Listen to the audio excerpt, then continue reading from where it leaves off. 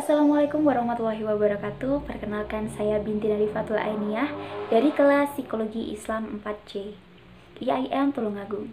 Di video kali ini, saya akan membahas sedikit tentang virus corona atau COVID-19.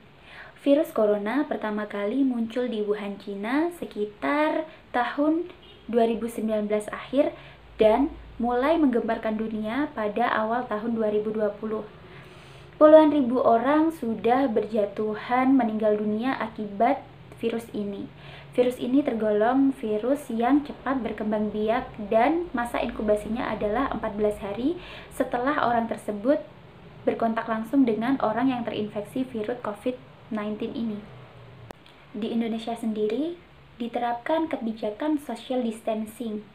Karena social distancing ini, instansi pendidikan diliburkan selama 14 hari dan hal itu masih memungkinkan untuk diperpanjang masa liburnya karena melihat situasi sekarang yang belum juga reda dan malah semakin bertambah banyak di Indonesia.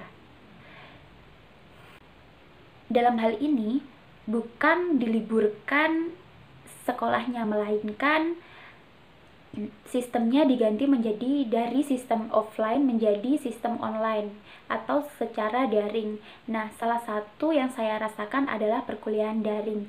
Perkuliahan daring ini adalah perkuliahan yang melalui via internet dan tidak bertatap muka secara langsung seperti biasanya. Hal ini saya rasa cukup berbeda pada hal pemahaman dan efisiensi perkuliahan. Menurut saya, perkuliahan daring ini sangat efektif untuk teman-teman yang rumahnya jauh dari kampus. Namun, hal yang berbeda saya rasakan pada pemahaman teori dan pengumpulan tugas. Kalau biasanya pemahaman teori itu, jika kita tidak paham bisa langsung bertanya kepada dosen. Dalam kuliah daring ini, kita harus ngechat atau memberi pesan online kepada dosen kita, dan dalam bertanya kepada dosen itu kita harus sangat hati-hati terhadap bahasa yang kita gunakan. Karena apa? Karena komunikasi via online rentan sekali terjadi miskomunikasi. Karena perkuliahan daring ini banyak mahasiswa yang mengeluhkan tentang tugas yang banyak, sinyal, lalu juga aplikasi yang digunakan juga tidak cuma satu. Jadi mahasiswa banyak mengeluhkan tentang kuliah daring ini. Nah, sebenarnya kuliah daring ini akan sangat berjalan efektif jikalau sistem pembelajarannya sudah tertata dan juga aplikasi yang digunakan itu sudah ada pakemnya. Maksud saya, dari kampus itu sudah ada ketentuannya kita akan menggunakan aplikasi apa dan juga jadwal perkuliahannya sama dengan jadwal perkuliahan pada offline. Hal ini dapat kita maklumi karena virus COVID-19 ini tentu saja tidak ada yang mengharapkan, dan sistem yang tiba-tiba ini membuat kita semua kaget, bukan?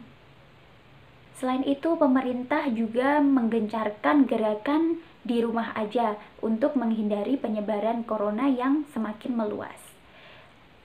Ada banyak hal yang bisa kita lakukan selama di rumah aja. Salah satunya adalah kita menjadi lebih produktif karena banyak waktu yang kita luangkan di rumah.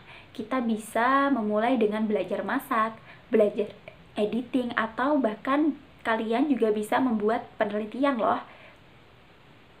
Tidak hanya itu, kegiatan yang bisa kalian lakukan di rumah aja adalah me time dengan diri kamu sendiri. Me time adalah sebagai bentuk reward kepada diri kita sendiri. Apa aja yang bisa kita lakukan saat kita me time? Salah satunya adalah kita bisa merawat diri dengan maskeran atau makan makanan yang kita inginkan.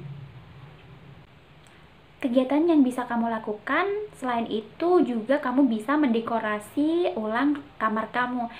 Di rumah aja membuat kita berpikir kreatif agar kita tidak bosan selama kegiatan social distancing ini masih diberlakukan.